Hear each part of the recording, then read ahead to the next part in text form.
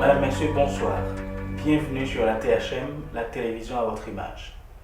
À l'émission Les Beaux Dimanches, aujourd'hui, nous avons deux invités.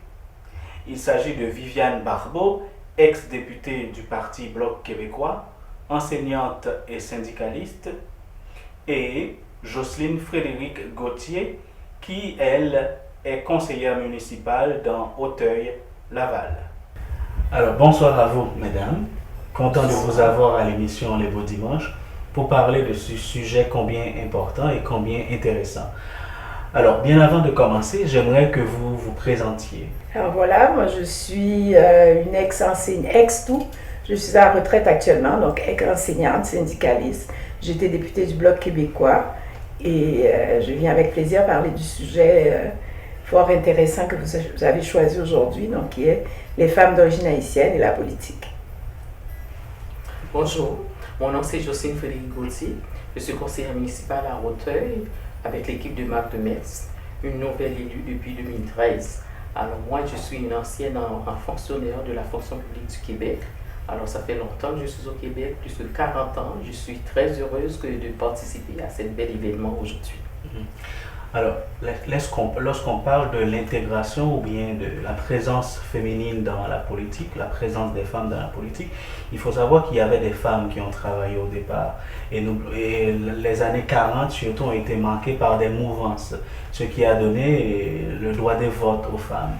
Ou après la Deuxième Guerre mondiale, donc ça a occasionné la vague de femmes en politique, dans l'armée, etc., etc. Qu'est-ce que cela représente pour vous, tous ces mouvements?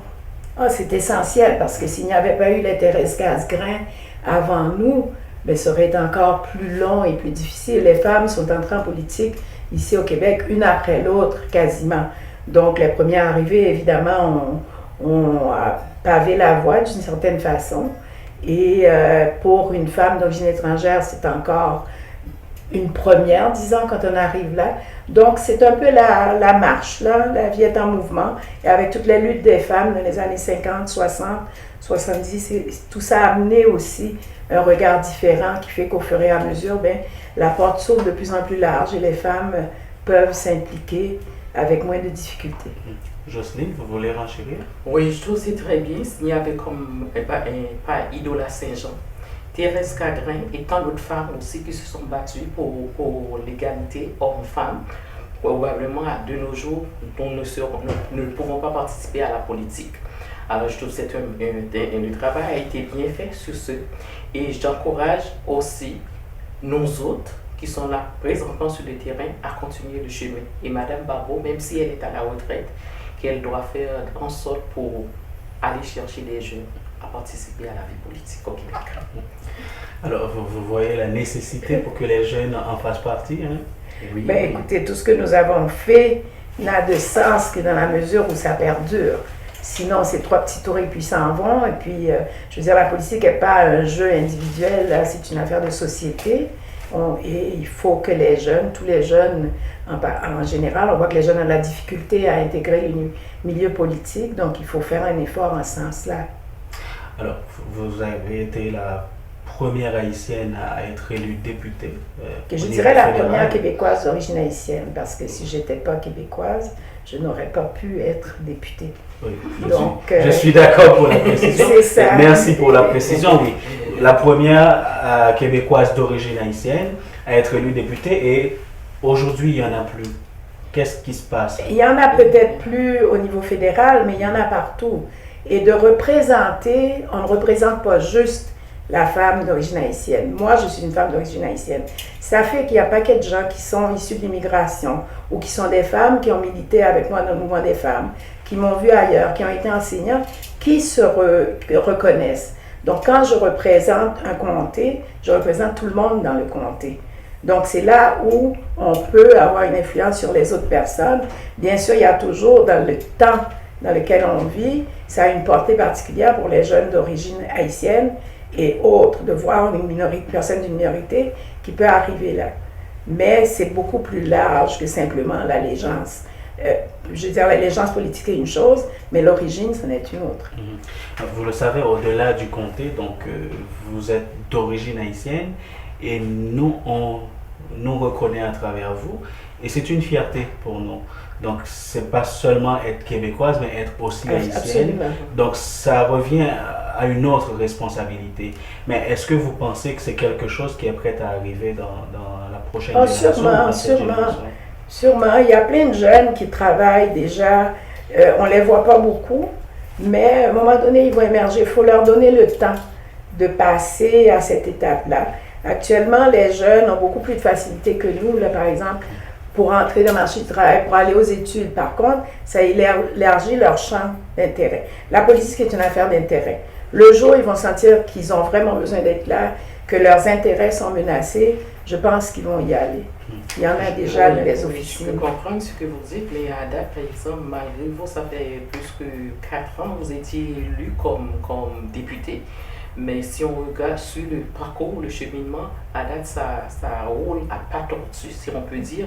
Je ne vois pas, il manque d'une certaine motivation chez les jeunes. Comme vous dites, je suis d'accord avec vous à 100% parce que moi, avant tout, je suis une Québécoise d'origine haïtienne. Oui, parce qu'il y a les deux volets qui comptent. C'est pas seulement au niveau d'égalité homme-femme en politique, c'est pas seulement les jeunes femmes d'origine haïtienne, quand je parle, je précise, mais aussi les femmes des autres cultures aussi. Ils ne se prononcent pas. Il faut faire, comme je dis encore, on doit essayer de faire quelque chose pour les stimuler à prendre leur place, parce qu'il y en a qui sont nés ici. C'est vrai, les choses sont plus faciles, mais on dirait qu'il n'y a pas d'intérêt.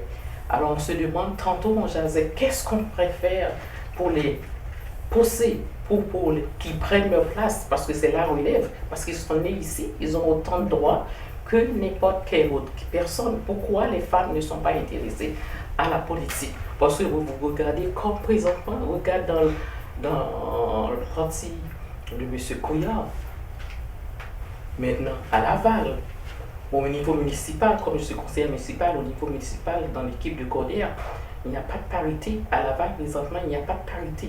Et moi, à Laval, je suis très contente, comme vous dites, d'une part, comme je suis une haïtienne, moi, pour leur montrer, pour les jeunes qui peuvent aller au-delà de ça. J'ai démarqué ça parce que j'étais la première femme d'origine haïtienne à être élue à Laval. Et jusqu'à présent, dans notre équipe, on est à peine 6 femmes.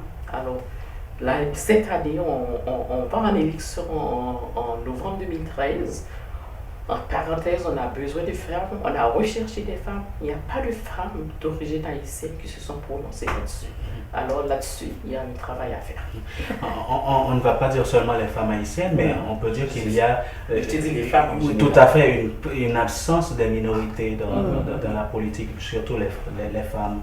Et comment faire tout au moins pour les inciter ou bien pour les attirer Il faut continuer le travail, à les stimuler, à leur faire comprendre comment la société fonctionne, comment leur présence est essentielle. Du temps où j'enseignais, les profs se plaignaient toujours que les élèves n'allaient pas au musée, par exemple. Et je leur disais, nos enfants, la première fois qu'on les amène au musée, ils sont fâchés, ils regardent à droite, à gauche. La deuxième fois, ils se rendent compte qu'ils ne sont pas à la maison. La troisième fois, ils voient qu'il y a des tableaux sur les murs. Et la quatrième fois, ils disent, c'était le fun, quand est-ce qu'on va y retourner? C'est un cheminement, c'est très long. Il faut qu'à un moment donné, le déclic se fasse, mais qu'on leur présente toujours la possibilité. Et c'est ça qu'il faut faire sans les culpabiliser, on peut bien pousser, mais la fleur ne poussera pas plus vite si on tire dessus. Hein. Donc, il faut continuer à témoigner, d'être présent. Quand on a l'occasion de leur reparler, de leur présenter le côté positif. Et il y a aussi que la politique, ces jours-ci, n'attire pas, même les plus vieux qui s'en faisaient des fins de carrière intéressantes, ont plus de difficultés à aller en politique parce que c'est très exigeant. Donc, c'est tout ça aussi qui motive encore moins des gens qui ne se voient pas là parce qu'il n'y a pas assez de modèles. C'est plus difficile de faire le pas. Mais il faut continuer à essayer de les stimuler et de les encourager. Et comment on peut faire ça? Est-ce qu'il y a des activités qu'on peut faire? Oui. Comme vous avez parlé de musée, est-ce qu'il y a des démarches qu'on peut entreprendre? C'est ça que j'avais dit. C'est des démarches, des organisations, des comités. Je vais en parler présentement ici, Madame Babo. Comme vous avez plus de temps, il serait préférable aussi, je peux vous suggérer, si vous êtes prêts, à former un comité de femmes de tout horizon pour pouvoir faire des genres de formation, passer le message pour aller stimuler les femmes, dynamiser comme genre pour aller chercher ces femmes-là. Mais c'est une bonne j'en idée. fais des Oui, conférences. je sais, mais pas.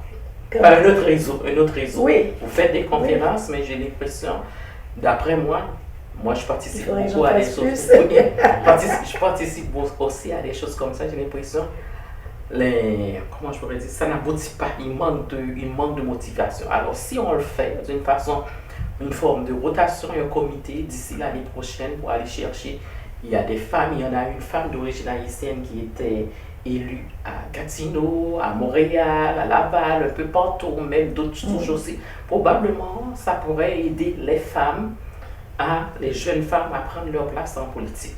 Parce que comme vous dites, c'est exigeant, ça demande beaucoup, mais quand même, il y a moyen de s'arranger. Oui. Mais l'approche de personne à personne joue beaucoup aussi. Moi, je parle à beaucoup de jeunes et beaucoup de gens en général, en particulier les jeunes. Et je suis sûre que le travail il se fait. On ne verra pas le résultat demain matin. Là. Pas plus qu'on peut dire que parce qu'il y a déjà une femme haïtienne, il faudrait qu'il y en ait 2 à la prochaine élection ou 3. Là. Ça ne marche pas comme ça. C'est un pas en avant, 2 pas en arrière. Alors, c'est un long processus. Mais on connaît le problème, on y travaille, les partis politiques y travaillent. C'est un travail de longue haleine. Et moi, j'ai confiance parce que je crois que la politique est essentielle à la vie de tout le monde. Là. Et tout le monde a intérêt à ce que ça se passe bien en politique. C'est ça qui détermine tout ce qui arrive dans nos vies. Donc, à un moment donné, les jeunes vont se réveiller et puis ils vont y aller. Alors, on dit que les intérêts des femmes sont mieux défendus par des femmes. Mais on sait aussi que les intérêts d'une communauté sont aussi bien défendus par quelqu'un qui représente la communauté. Je suis pas sûre. Pas vrai? Non. Et pourquoi? Non, je m'excuse. C'est pas vrai parce que, c'est-à-dire que les femmes connaissent leur réalité. Quand il s'agit de présenter la réalité des femmes, elles seront les mieux placées pour expliquer ce qu'elles ressentent, ce qu'elles veulent, qui elles sont, puis qu'est-ce qu'elles font. Ça, je suis parfaitement d'accord. Maintenant, s'il fallait que chaque fois qu'il y ait une avancée, que ce soit juste les femmes qui sont là, on n'arriverait nulle part. Et c'est ce qui nous est arrivé en politique. Parce que parfois, on ne faisait pas suffisamment alliance avec des hommes qui étaient là, qui étaient bienveillants, entre guillemets, parce que tout ce qu'on voulait, je veux dire, il y a l'image, puis il y a aussi les alliances.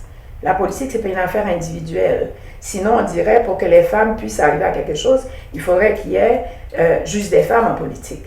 Alors, ce n'est pas comme ça que ça se passe.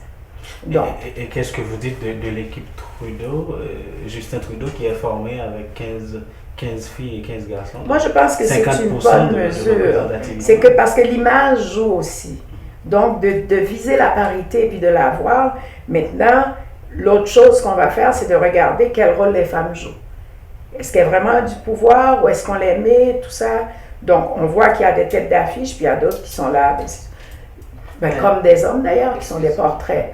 Mais déjà, je pense que c'est important d'arriver comme Premier ministre et de dire je veux la parité, parce que c'est un modèle très puissant. Moi, je trouve, par exemple, l'équipe de Trudeau est une très bonne équipe, c'est très représentatif et ça reflète la réalité du Canada, comme on peut voir toutes sortes de minorités, toutes sortes de cultures à l'intérieur de son parti.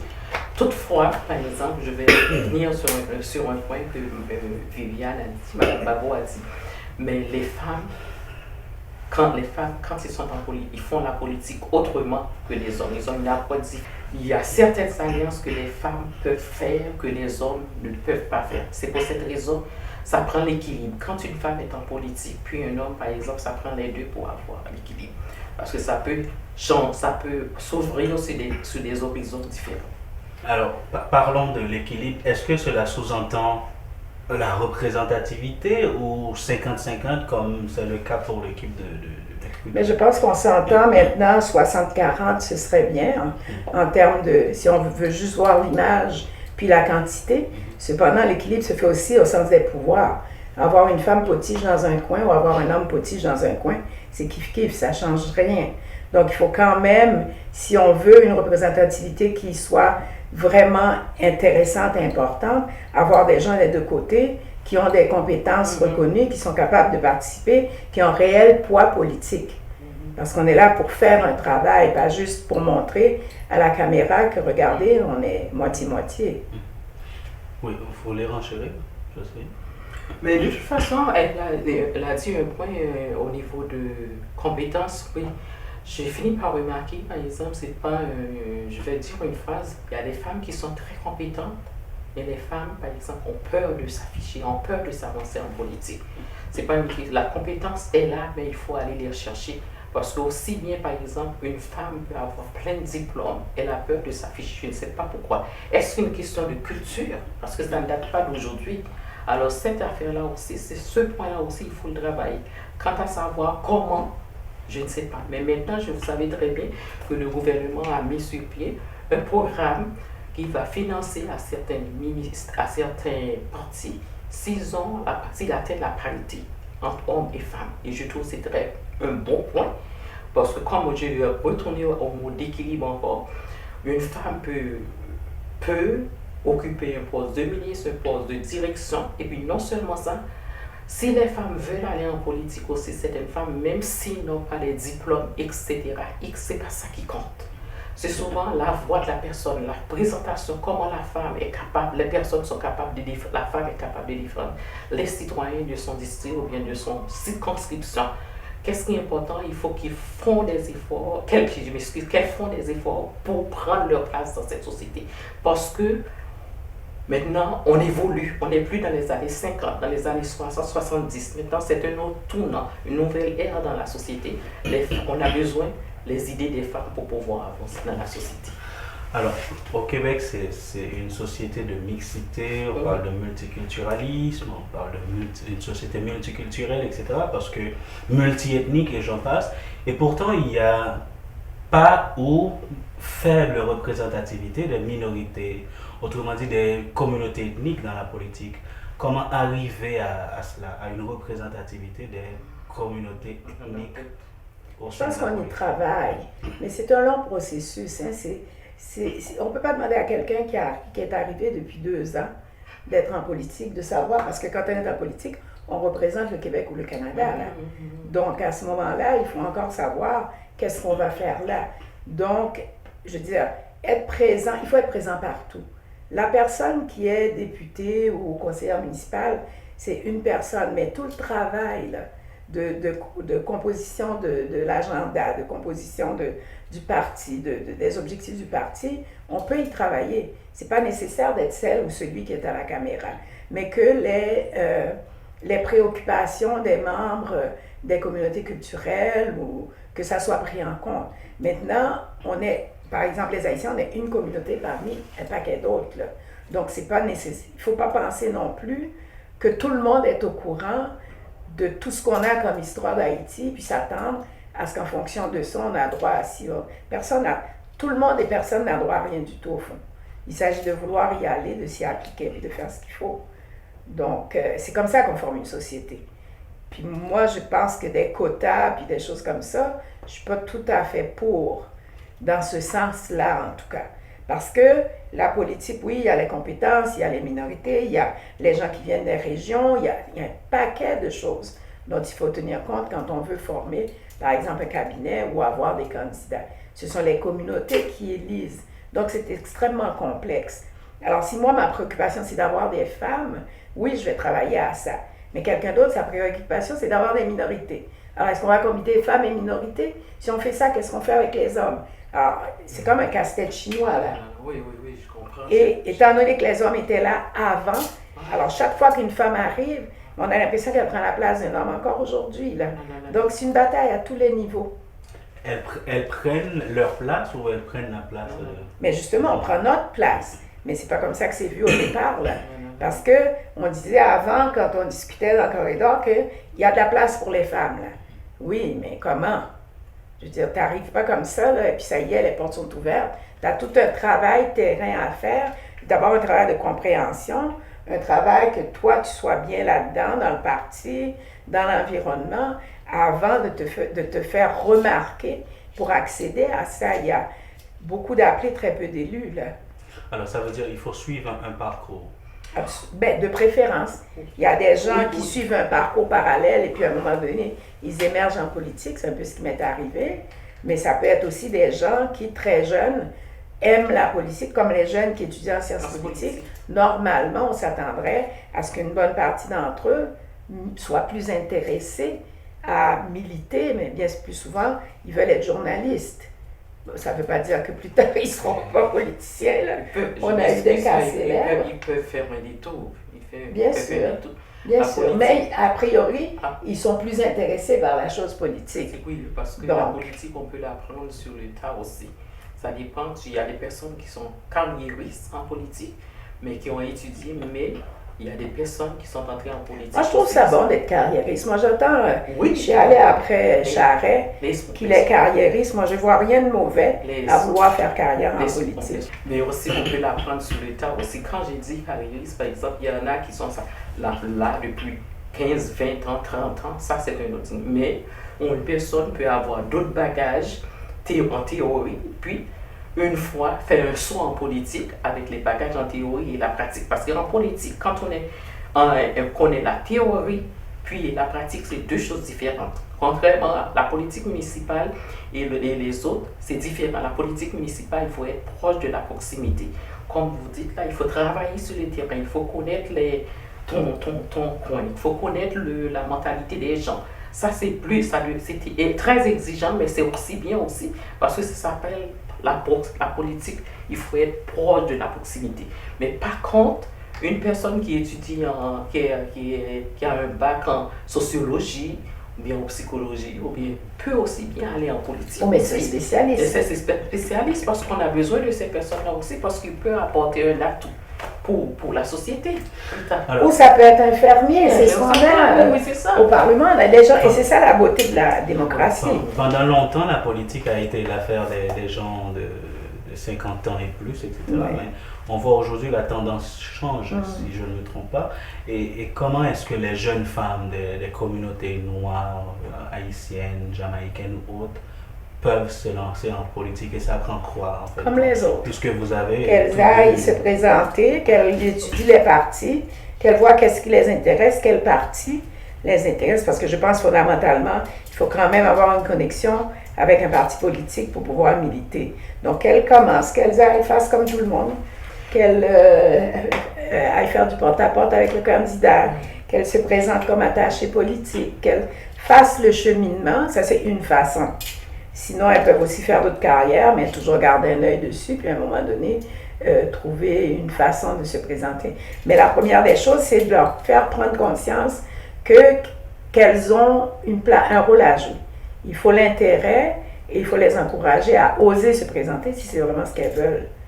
Mais moi, je dirais, par exemple, pour aller chercher les jeunes des communautés culturelles, maintenant, ces jeunes-là ont beaucoup plus de facilité, plus de chance que les autres générations. Parce que tout est sur l'Internet, tout est là. Ils peuvent aller faire des recherches, ils voient quel parti qui les intéresse et puis communiquer avec quelle personne. Puis commencent à donner leur temps aussi, faire du bénévolat. Parce qu'en faisant du bénévolat aussi, et être sur des conseils d'administration. Moi, je me promène de droite à gauche sur des comités. Je ne vois pas des femmes de communauté culturelle et je trouve que ça fait très mal. Où sont ces femmes-là? Parce que c'est comme ça, par exemple, tandis que dans d'autres communautés, d'autres cultures, on voit d'autres nationalités. Sur les conseils d'administration, ça commence par là. Il faut qu'ils commencent à s'intégrer à leur propre société parce que c'est leur société, c'est la réalité ici. Ils sont nés ici. Ils sont grandis ici, ils sont allés à l'école ici, ils doivent prendre leur place. La place est là.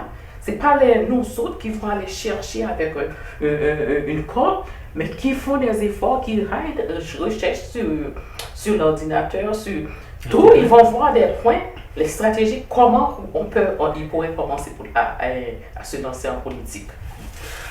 Alors, mesdames, je vais vous proposer de faire un petit détour. Tata Pascal a été présidente pendant quelques mois et c'est elle qui avait organisé les élections et qui a remis l'écharpe à Jean-Bertrand Aristide le 7 février 1991. Je vais vous inviter à regarder cette image parce qu'elle avait décidé de prononcer son premier discours en créole. Première femme juge, première femme président de la République d'Haïti. Frère Maxime, nous choisissons pour mener le pays sans perdre du temps. Moi, accepter charge nous ça pour toute femme haïtienne qui, pour la première fois, rentrer dans l'histoire pays noir. Nous-mêmes, femmes haïtiennes, nous connaissons tout sacrifice maman petite qui était la caille. Moi, quoi, avec patriotisme, avec amour, une femme vient avant toute bagaille. C'est peut-être ça, courage moi, avec tout courage moi, m'accepter travail tout ça. Alors pour vous, puisque vous étiez déjà à Montréal ou au Québec, comment avez-vous vu ça? C'est intéressant d'avoir une femme, même si c'était l'intérim, on s'entend que l'intérim, ça arrive, c'est un peu un accident. Cependant, le temps qu'elle était là, elle a bien fait ça. Puis c'était quand même valorisant de voir qu'il y avait une femme qui avait déjà un poste important et qui accédait à la présidence à ce moment-là. Mais comme vous l'avez dit, ça n'a pas duré longtemps puisque elle ne pouvait pas se présenter de toute façon à la présidence et les choses sont redevenues business as usual. Mais moi, je trouvais que c'était très bien quand elle a été élue. Parce que moi, je prenais un cours aussi en sciences politiques à l'UQAM, puis les professeurs parlaient de ça. Haïti va passer dans l'histoire, un pays du tiers-monde. Pour la première fois, une femme élue parmi les grands. C'était différent à comparer dans les pays, l'Occident, l'Amérique du Nord. Pour une femme, Haïti, dans les circonstances, entre parenthèses, a eu une femme présidente. Même si dans le peu de temps qu'elle a été là, elle a fait du bon travail. Elle a remis le pouvoir à M. Jean-Bertrand Aristide. Alors, je trouve que c'est très bien. À ce moment-là, c'est à partir de ça, je pense que le Brésil, puis Chili, ils ont suivi le courant de Herta Trujillo. Et même en Afrique aussi. Et ils ont suivi le courant. Et à ce moment-là, ça a porté comme une sorte de volonté commune. Parce que les professeurs à l'UQAM avaient dit, si Haïti a pu nommer une femme, il faut faire quelque chose pour aller chercher d'autres femmes dans l'Occident et puis un peu partout dans la politique. Est-ce que vous pensez que ça peut arriver peut-être aux prochaines élections en France ou aux États-Unis et même ici au Canada? On a passé proche aux États-Unis, là. Ça peut arriver n'importe quand. Ici, on a eu aussi, voyons comment il s'appelle, Kim Campbell qui a été à l'intérim. C'était comme le cas de Etta Pascal. Exactement. Donc, c'est des accidents de parcours, mais ça annonce quand même quelque chose. C'était plus sérieux avec Hillary Clinton. Là, on va voir qu'est-ce qui va devenir avec toute l'histoire de Trump et des Russes. Mais c'est clair que je pense que bientôt, on aura dans un des grands pays, d'ailleurs, on a Angela Merkel, on a eu quand même en Angleterre Margaret Thatcher, on a eu... Et en Afrique, il y a beaucoup de femmes qui sont présidentes. Donc, c'est un mouvement irréversible. Quand est-ce que ça va arriver à chaque endroit? On ne suit pas surtout ça à la trace, là. Mais on sait bien, comme ici, on a eu évidemment, j'oublie de mentionner, Pauline Marois. Oui, justement, est-ce que ça a été pour vous un regain d'énergie lorsque Pauline Marois a été élue première ministre au Québec en 2012? Oui, tout à fait. Ça avait été travaillé depuis longtemps. Elle avait tout ce qu'il fallait pour être première ministre. Bon, les conditions n'étaient pas extrêmement favorables. Enfin, ça a tourné plus court que ce qu'on aurait voulu, mais c'est quand même un accomplissement remarquable. Tout le temps qu'elle a passé dans l'appareil politique jusqu'à devenir première ministre. Évidemment, on serait bien plus satisfait si ça avait duré un peu plus, parce que c'est une femme d'action qui aurait pu avoir une influence positive sur des sujets très progressistes, là, mais bon, ça a été ça. Mais cependant, étant donné qu'elle a déjà été là, la prochaine, ce sera plus facile. On va prendre une pause et puis on reviendra pour continuer la discussion. D'accord. Madame, Messieurs, de retour après la pause pour continuer la discussion sur la présence des femmes en politique avec Viviane Barbeau et Jocelyne Frédéric Gauthier. Alors, mesdames, en Haïti, qu'est-ce qui se passe? La 50e législature, comme c'était le cas pour 49e ou 48e, il y a seulement 3,51% de représentativité des femmes sur 29 sénateurs et 117 députés. Quel est le problème selon vous? Quelle est la cause? Comme tout ce qui se passe en Haïti, un problème social extrêmement grave. Donc, dans ce contexte-là, on ne peut pas s'attendre à ce que les femmes qui portent le pays à bout de bras, les enfants, la nourriture, les vêtements, la pauvreté, c'est elles les premières victimes, hein, avec leurs enfants. Donc, ce serait utopique de penser qu'il y aurait un bassin assez important de femmes qui délaissent ces tâches élémentaires pour aller en politique. Une fois que je dis ça, il y a quand même des femmes qui sont prêtes à aller en politique. Et elles font face au même problème qu'il y a ailleurs. Le manque d'ouverture, parce que l'ouverture, c'est pas juste dire les portes sont ouvertes, mais vous-en, là. Il y a toute une culture à changer quand on veut qu'il y ait davantage de femmes. Et dans un pays machiste comme Haïti, j'imagine que ça doit être encore plus difficile. D'après moi, elle a tout dit. C'est une question de culture. C'est un pays machiste, il faut travailler ça. C'est pas le lendemain d'une journée que ça va changer. Regarde ici, c'est tout un cheminement, là, c'est des années 50, 60, 70, 80 pour arriver à ça. Haïti, maintenant, là, on a eu notre indépendance depuis 200 ans. Maintenant, on est resté au même stade. Ça n'évolue pas. Parce que quand on compare Haïti avec les autres pays en Amérique du Sud, on voit le progrès. Maintenant, je sais bien que l'épée Damoclès s'est suspendue sur la tête d'Haïti, mais à certains points, Haïti est resté au même niveau. Alors, c'est le problème d'éducation, le problème social, le problème de communication. Il y a beaucoup de choses à faire en Haïti. Là-dessus, là, je pense que j'ai dit ce que je devrais dire, parce que, étant donné ça fait longtemps que je n'ai pas été en Haïti, je ne peux pas me prononcer trop là-dessus. Mais personnellement, de loin, c'est ça que je peux en parler. Je pourrais en parler. Si je peux ajouter, le paradoxe, c'est que quand on voit les hommes et les femmes d'Haïti, il y a des gens d'une très grande valeur. Et pas juste à l'étranger, des gens en Haïti aussi. Mais ce sont des réussites individuelles. On a de la difficulté, on dirait, à former un pays puis avoir des objectifs qui soient communs. Et c'est là qu'on a un problème. On ne semble jamais être dirigé, ni accepter d'être dirigé non plus. Donc, chacun tire la couverture de son côté et on a le chaos qu'on a actuellement.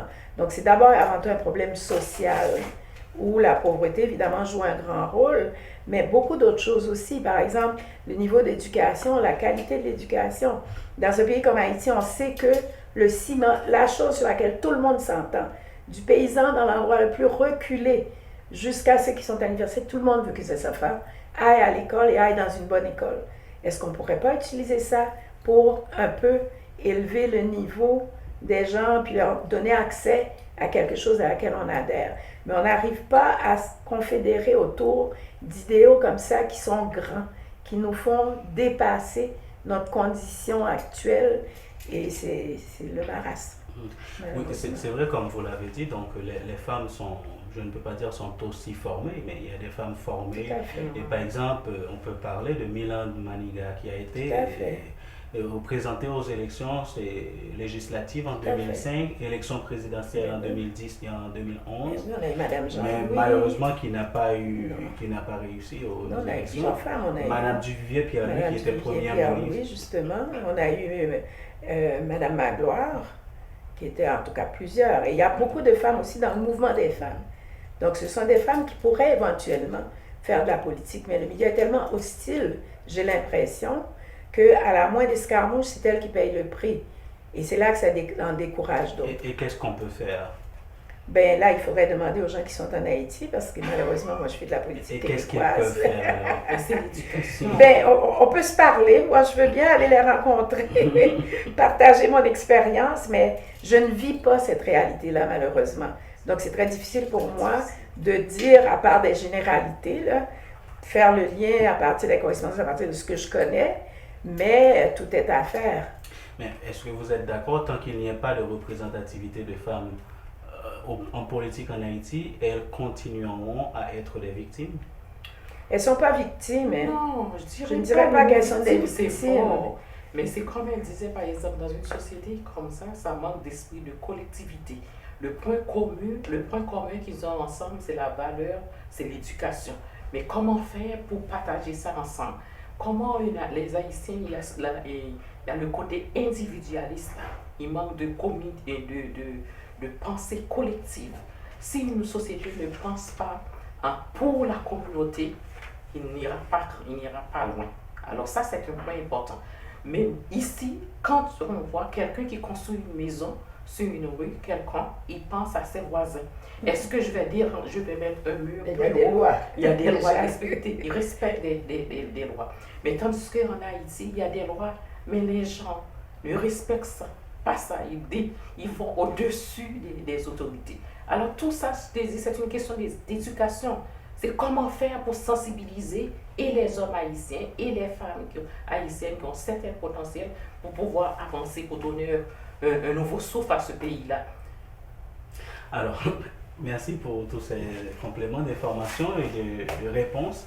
Je dois dire aussi que nous tous qui sommes à l'étranger, quelles que soient les raisons qui nous ont fait partir, là, parfois de très bonnes raisons la plupart du temps, on fait aussi partie du problème. Parce qu'en partant, on a vidé Haïti aussi d'une apport. Absolument, mais c'est quand même, ça fait quand même partie de la réalité. De n'avoir pas pu affronter le problème. C'est ça. Je veux dire, simplement pas vouloir laisser notre peau, je veux dire. Mais ça fait partie du problème. Tant qu'on n'aura pas réglé ça, là, les liens avec la diaspora, etc., on va être dans la même situation. Alors, en ce sens, ce n'est pas prêt à être résolu parce que vous savez qu'il y a une vague d'immigration encore vers le Chili, vers le Brésil, vers l'Équateur, la République dominicaine. Et dans des conditions pas mal plus difficiles que dans les années 60. Alors, s'il n'y a pas quelque chose qui se fait au niveau national, international pour endiguer ça, donner du travail aux gens, faire en sorte qu'ils puissent vivre chez eux. Donc, avant votre élection en 2006 comme député du comté de Papineau, et du Parti Bloc québécois, donc le comté de l'actuel premier ministre du Canada. C'est pas son comté, mais bon.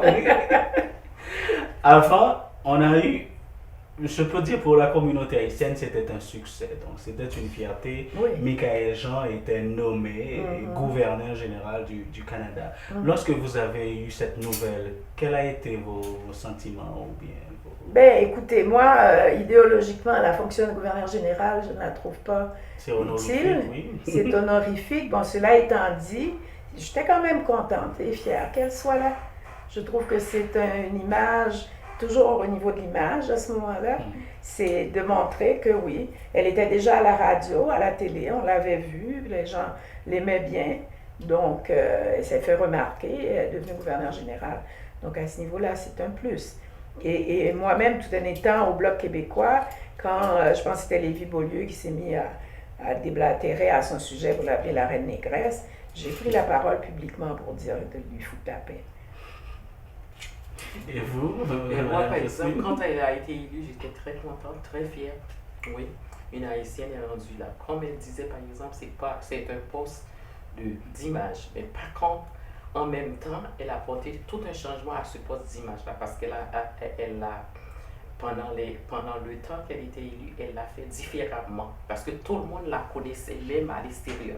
Tandis que même l'autre qu'il remplaçait, il y a certaines personnes, même des Québécois, des Canadiens qui ne savent même pas le nom. Tandis que quand Michaël Jean faisait ça, tout le monde connaissait Michaël Jean parce qu'elle l'avait fait d'une façon différente. C'était pas toujours pour les... À l'époque aussi, j'ai été aux États-Unis. Après ça, plusieurs États aux États-Unis, les gens connaissaient Michaël Jean. Mais ils ne connaissaient pas le premier ministre. Voilà, c'est quelque chose. Vous voyez pourquoi c'est si important de dire une femme d'origine haïtienne.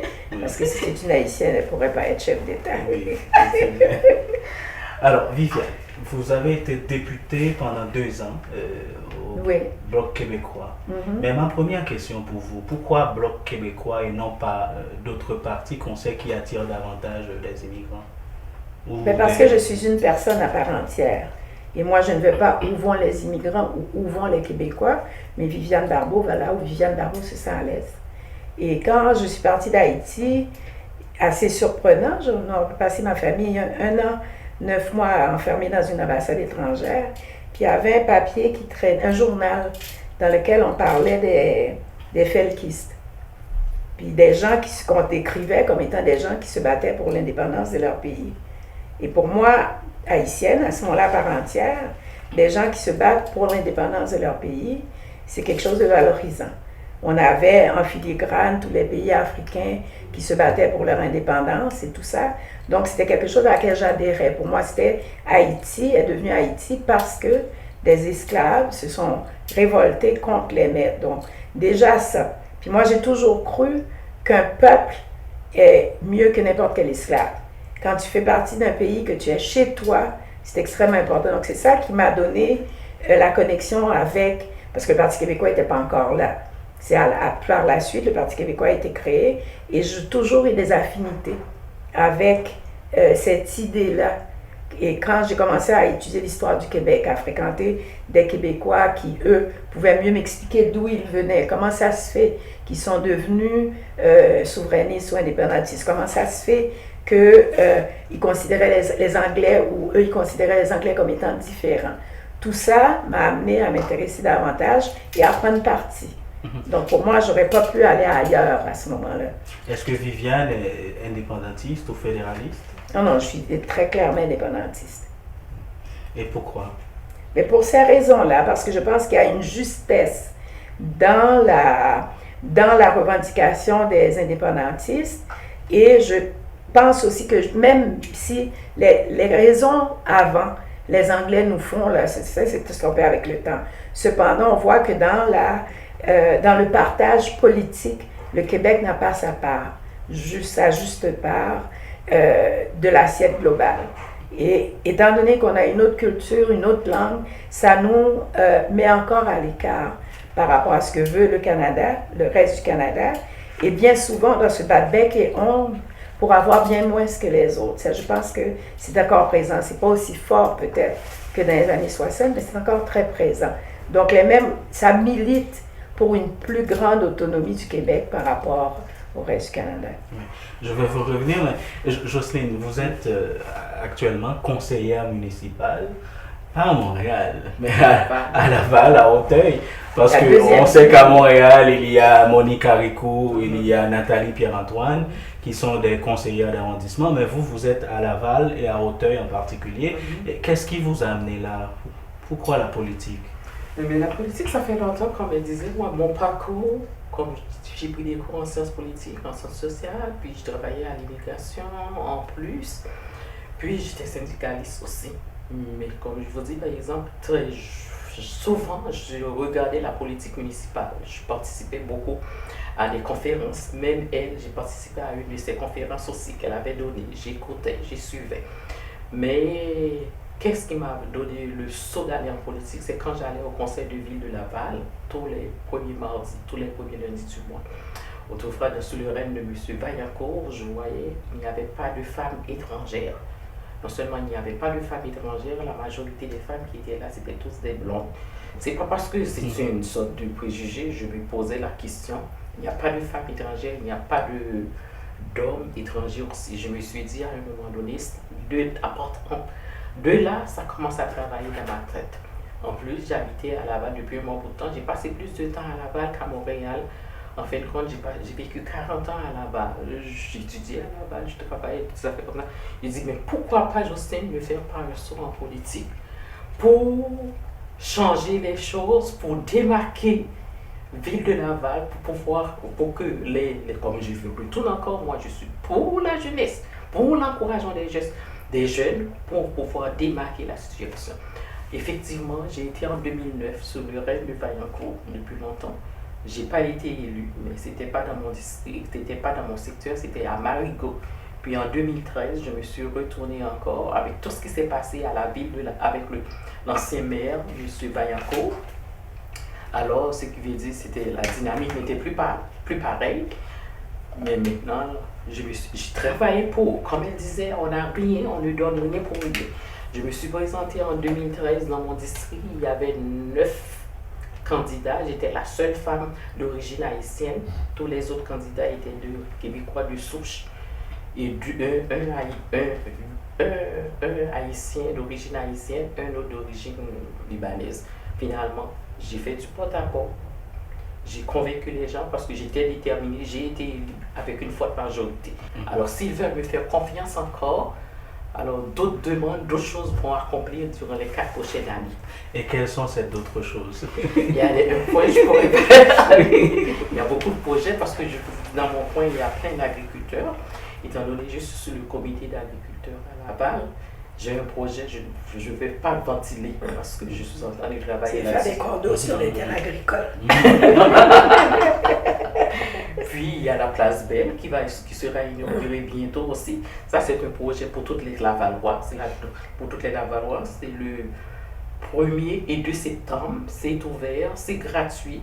Il faut aller sur les sites www.laval.qc.ca. Les gens peuvent s'inscrire, ils peuvent aller visiter la place Belle. Le 1er et le 2, c'est gratuit. Il y aura des festivités pour tout le monde. Et je trouve que c'est un bon point, ça va faire pour rouler l'économie. Puis ensuite, je suis sur le comité schéma d'aménagement depuis 1985. La ville de Laval n'avait jamais repensé le schéma d'aménagement. Sur le schéma d'aménagement, on a organisé pas mal de rencontres citoyennes. Le public a été invité pour donner leurs opinions. En quoi, qu'est-ce qu'on peut faire, des affaires comme ça. C'est en train de concrétiser le schéma d'aménagement, les gens sont satisfaits. Et quelles sont les priorités de la conseillère municipale, Jocelyne Frédéric? Quelles sont les priorités? Qu'est-ce que vous entendez par priorité? Quelles sont vos priorités? Mais pour l'instant, mes priorités, c'est d'être proche de mes citoyens. Quand un citoyen m'appelle, pour être conseillère municipale, la chose la plus importante, il faut proche des citoyens. Quand un citoyen m'appelle, ils ont une surprise, c'est moi qui réponds. Quand ils m'appellent aussi, je me déplace pour aller les voir. Parce que moi, j'ai dit oui, je suis visuel, j'aime autant les voir. Même si c'est un problème très difficile, je sais que je ne peux pas le résoudre dans 2 jours ou dans 3 jours, j'aime autant aller les voir pour voir qu'est-ce qui se passe. Est-ce que c'est pareil à Laval? Parce qu'ici à Montréal, il y a 43% des élus, ce sont des femmes. Est-ce qu'il y a cette diversité à Laval? Mais c'est la première fois la ville de Laval a des conseillers diversifiés. Mais ce n'est pas 43%, c'est la première fois la ville de Laval. Autrefois, c'était seulement des Québécois de souche. Maintenant, on rencontre des Italiens, Haïtiennes, Libanaises, Grecs. Et quel est le pourcentage de femmes? Bon, je vous l'ai déjà dit, on est à peu près 6 femmes.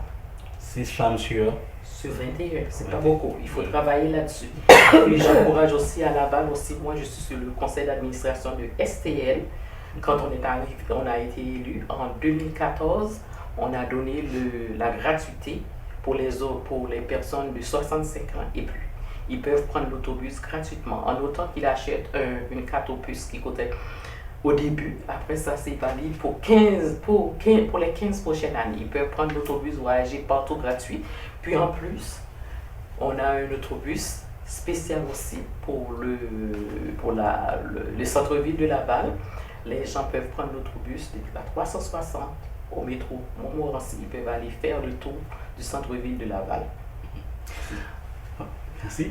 Alors, Viviane, si vous avez été la première québécoise d'origine haïtienne comme députée à la commune, eh bien, on a une première québécoise d'origine haïtienne à l'Assemblée nationale. Il s'agit de Dominique Anglade, qui est aussi ministre de l'économie, de la science et de l'innovation, ministre responsable de stratégie numérique au Québec. Et cela depuis le 28 janvier 2016. À voir Dominique Anglade, qu'est-ce que cela vous inspire? Mais il faut qu'on soit partout. Je ne dirais pas de mon parti, mais c'est important qu'une jeune puisse arriver à ce poste-là. Et moi, je trouve ça très bien. Qui sait, probablement un jour, ça se peut qu'elle devienne la première ministre aussi du Québec. On ne sait jamais. Il y a de l'espoir dans l'air. C'est comme Viviane a dit tantôt, c'est un travail qui est très dur, mais c'est pas à pas. Peut-être un jour, on ne sait jamais. Regarde les États-Unis avec Obama, on ne sait jamais. Comment encourager les gens à voter les gens issus de leur communauté ou à voter les candidats issus de leur communauté? Mais je ne pense pas que c'est important. Je ne le prends pas sur cette base-là. Parce qu'au-delà de la communauté, il y a aussi le parti politique. Et moi, je mise plus sur le fait que les gens adhèrent à mon parti que d'adhérer à ma personne. C'est évident que, bon, j'aime bien quand je rencontre des personnes d'origine haïtienne, jouer là-dessus, leur dire tu devrais voter pour moi, etc. Mais je ne vous dirai pas ce qu'ils me répondent, là. Mais surtout quand c'est Trudeau qui est candidat. Mais en fait, je vous laisse voir qu'est-ce que c'est, là. Donc, et moi, je vais représenter tout le monde. Et dans mon comté, il n'y avait pas tant d'Haïtiens que ça non plus dans Villeray, Saint-Michel, Parc-Extérieur, la partie de Saint-Michel qu'on avait, c'était très peu. Donc, il faut vraiment qu'on offre à la population une candidature qui soit conforme à ce que l'ensemble de la société veut. Et si c'est le cas, ça va aussi plaire aux Haïtiens qui sont là. En tout cas, on espère aux personnes d'origine haïtienne. Mais vous savez, des fois, on peut ne pas être la bonne personne, mais dans le parti le plus populaire. Par exemple, j'ai fait l'expérience où je demandais à quelqu'un, vous avez voté pour tel parti? Oui, pour le Parti libéral, parce que mon père, parce que ma mère, et depuis que j'ai l'âge de voter, j'ai toujours voté pour le Parti libéral. Mais le premier député pouvait être le député qu'il faut, et le successeur peut ne pas être la personne qu'il faut. Mais comment déculturer les gens en ce sens? Il faut qu'il y ait plus d'informations qui se fassent, il faut plus d'éducation politique, que les gens comprennent vraiment quel est le rôle du ou de la députée et pourquoi c'est important qu'eux, ils aient une idée là-dessus. Pas juste voter pour n'importe qui parce que c'est la dernière photo qu'on a vue sur une pancarte.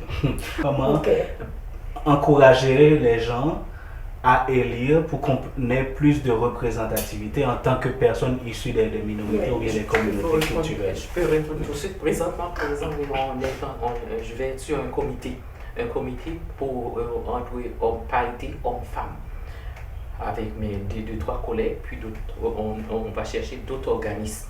Sur ce comité-là, par exemple, si on est élu, bien entendu, en 2017, on va essayer de le structurer. À partir de ce comité-là, à la base, on va essayer de voir pour les autres années à venir, d'essayer de former les gens, de donner des outils afin qu'elles puissent se présenter à la politique municipale, fédérale, provinciale ou autre. La représentativité, c'est un élément.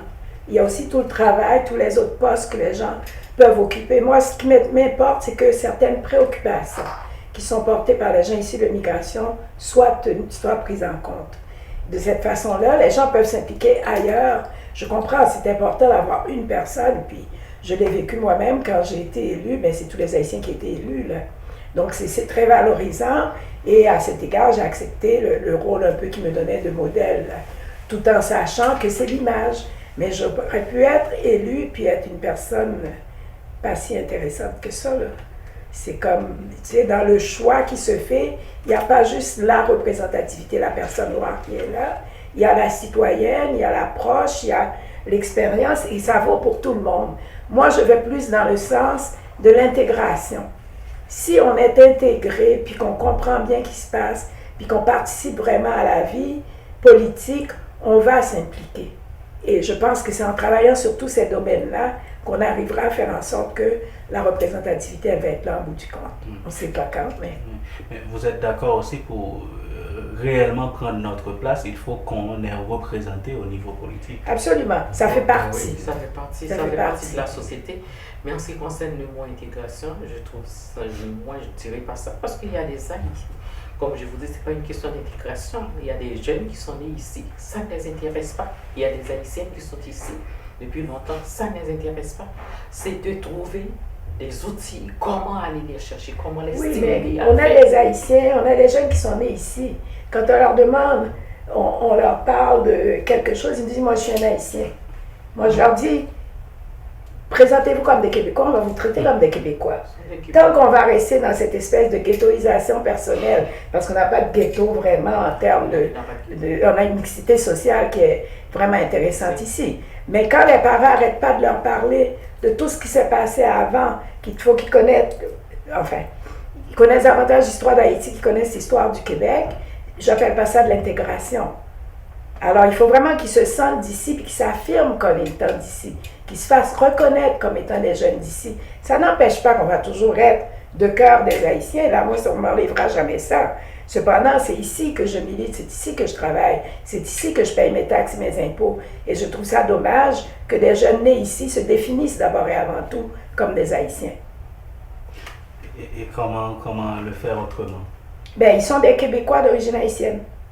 Et ce faisant, ça veut dire qu'ils ont tous les avantages de la société québécoise. C'est ça qui les fait vivre, c'est ça. Et ça ne veut pas dire qu'ils n'ont pas un lien particulier avec Haïti qui est important dans leur développement personnel. Mais si leurs parents ont immigré, le Québec n'a pas immigré, alors c'est à eux de se trouver une place, de se forger une place dans la société, une place qui leur revient à part entière. On est dans un pays d'immigrants au Québec, en particulier à Montréal, on est tous là. Tous les immigrants sont là. Donc c'est une façon peut-être un peu naïve de poser la question, mais moi, c'est un Québécois dessus, je me demande d'où je demande d'où il vient lui. Ça règle le problème, là. Il n'y en a pas de problème, là. C'est sûr que ça nous fait un petit quelque chose. Puis surtout, moi, ça m'était arrivé, le président de l'Assemblée nationale, qui me demande d'où je viens. J'allais recevoir un prix à l'Assemblée nationale, j'étais députée. Mais qu'est-ce que vous voulez? Il ne le voit pas, c'est son problème, mais je ne reste pas là-dedans. Parce que ça nous enlève justement les moyens pour aller de l'avant. Je veux dire, quelqu'un qui me voit, puis qui voit une noire, c'est lui qui me voit. Moi, je suis une personne humaine. Quand je parle, je n'ai pas mon drapeau devant moi, là, mon miroir, pour dire quelle attitude je dois adopter en tant que noire au Québec. Là. Puis c'est ça qu'il faut qu'on fasse, qu'on dépasse. Tu sais, qu'on s'arrête trop souvent à la question. La personne qui veut ça, elle veut juste être aimable, elle peut juste faire une conversation. Elle n'a pas d'intention de te renvoyer chez toi, là. Mais c'est de l'imbécilité parfois. Mais il faut dire aussi la personne qui la pose, peut-être que c'est la première fois qu'elle la pose. Mais nous, ça fait 365 fois qu'on nous la pose dans l'année. Donc, on a la peau sensible.